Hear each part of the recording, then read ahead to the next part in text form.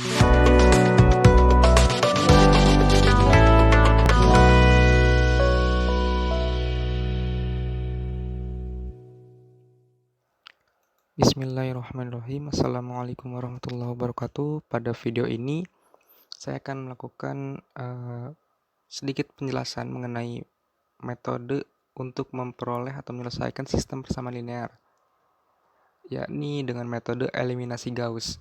Misal terdapat sebuah sistem persamaan linear dengan merubah dulu menjadi sebuah matriks di mana A11 X1 di sini A merupakan konstanta di mana satu angka pertama ini adalah baris dan yang kedua adalah kolom dan seterusnya.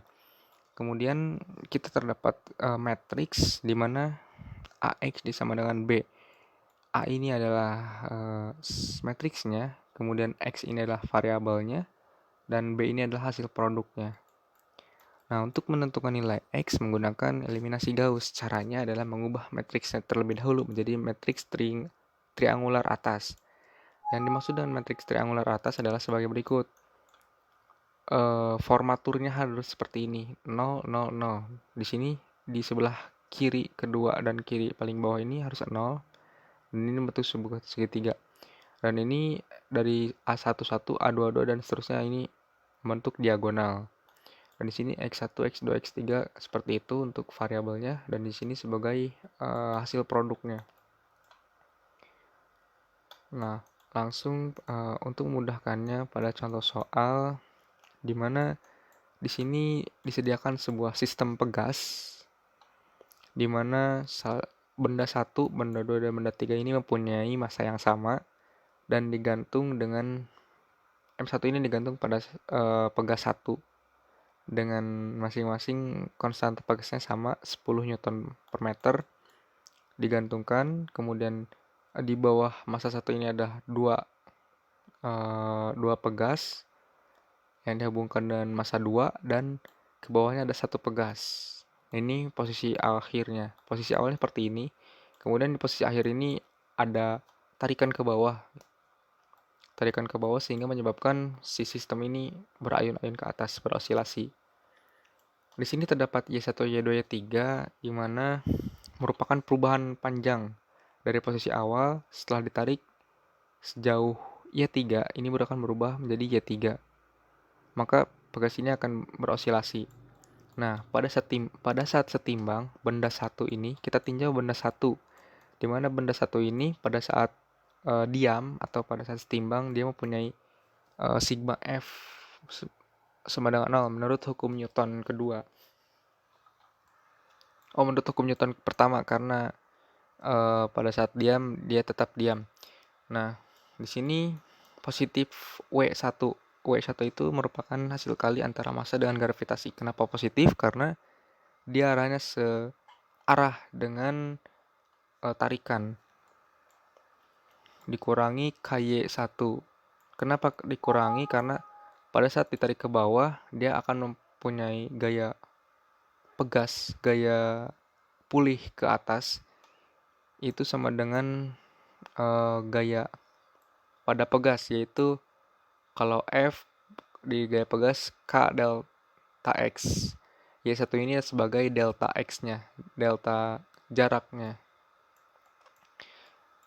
Dikurangi, nah massa pegas massa 1 ini kita tinjau pada saat sampai bawah, sampai K2. Di sini terdapat dua pegas, di mana 2K sama dengan Y1 min Y2. Y1 min Y2 ini adalah posisi benda 1 dan posisi benda 2. Kemudian sama dengan 0. Di sini kita dikali positif dan negatif nilai negatif. Kemudian dapatlah kita persamaan 1.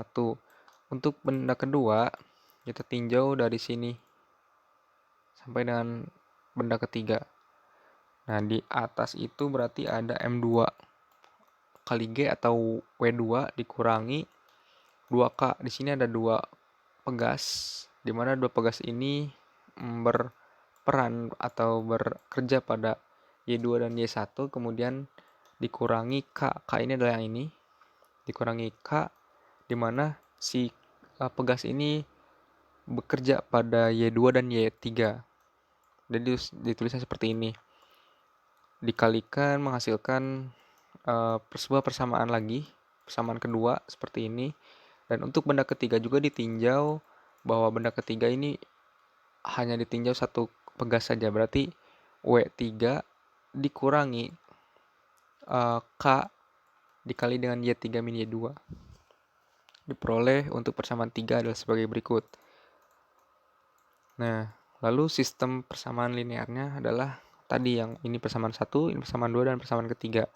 Lalu bagaimana hubungannya dengan metode Gauss eliminasi? Itu yang pertama di sini kita buat sebuah matriks dari tiga buah persamaan linear. Di sini terdapat 3K, 2K, dan 0. Karena di sini suku ketiganya merupakan variabel Y3. Dan di sini min 2, 3, min 1. Di sini tidak ada suku atau variabel Y1 sehingga di sini 0, kemudian min K dan K. Di sini variabelnya berupa Y1, Y2, dan Y3 dengan produknya itu hasil produknya adalah W1, W2, dan W3. Di mana nilai K adalah 10 Newton per meter, masanya ada 2 kg, dan gravitasinya di sini 10 meter per sekon kuadrat. Ini tinggal dimasukkan K-nya berapa, M-nya berapa, dan G-nya berapa, menghasilkan sebagai berikut. Nah, di sini kita sudah memperoleh sebuah matriks dari persamaan linear. Nah, menurut hukum triangular atas harus ada yang dibuat 0 katanya, yaitu min 20 dan 10. Kenapa? Karena kita lihat lagi dari sini matriks triangular atas itu yang ini, yang ini, yang ini.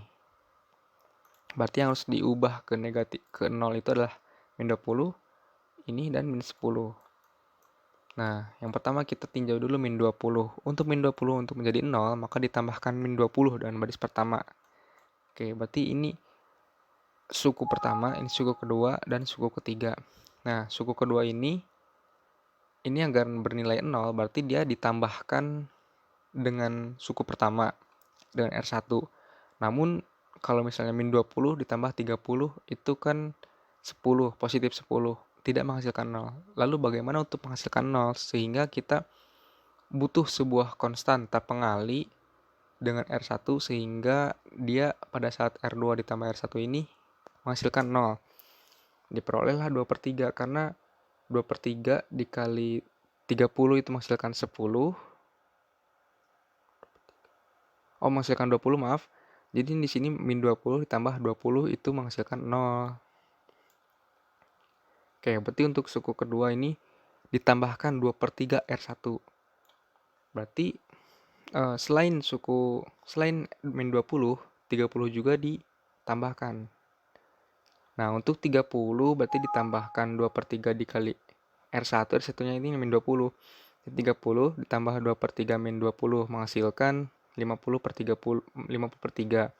Kemudian untuk min 10 ini juga ditambahkan. Min 10 ditambah 2/3 namun dikali 0. Jadi hasilnya tetap ya. Min 10 ditambah 0 jadi min 10 tetap. Nah, yang si produk hasil juga dikalikan sama, ditambahkan maksudnya, ditambahkan dengan suku yang atasnya. Menghasilkan 100/3. Nah, selain min 20 yang harus dijadikan 0, juga ada yang harus dijadikan 0. Dari sini dirubahnya, min 10. Maka dengan cara yang sama, untuk mengubah si 10 dari 0 jadi 0 ini, ditambahkan R3, ditambahkan R2. Namun R2 ini adalah 50/3. Nah, 50/3 ini butuh konstanta pengali untuk menjadikannya 0. Di sini untuk 0 ya. Ini min 10 ditambah konstanta pengalinya 3/5 dikali 50/3 sehingga menghasilkan min 10 ditambah 10 adalah 0. Nah, begitupun dengan yang 10 ini. 10 ini juga harus ditambahkan dengan 3/5 dikali R2. R2-nya adalah yang ini. Menghasilkan 4. Nah, apabila setelah seperti ini, min 20 dan min 10-nya sudah jadi 0, maka kita tinggal mengalihkan secara diagonal.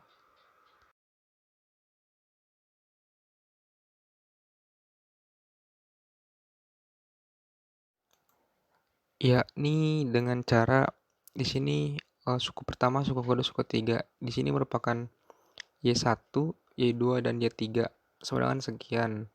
Y1, Y2, Y3 sama dengan sekian. Seperti itu. Maka untuk yang pertama karena di sini 00, maka ini terlebih dahulu untuk memudahkan. Di sini suku Y3.